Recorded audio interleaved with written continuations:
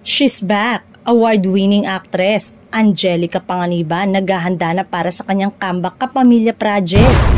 Kung may award lang para sa Best in Time Management, pasok na pasok dyan si Angelica Panganiban. Sa kabila ng pagiging hands-on mom kay baby Amila, nagawa pa niyang maglaan ng oras para sa sarili at mukhang may bago pang proyekto na paparating. Sa kanyang Instagram story, nag-share ng fresh selfie si Angelica. Fulfillment na nakapaghatid sundo sa anak at nakapag-pilates in between. Now off to a very exciting meeting.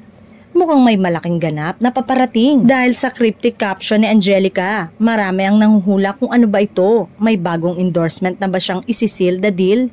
O baka naman bumalik na siya sa paggawa ng pelikula? TV cam ba kaya ito sa ABS-CBN?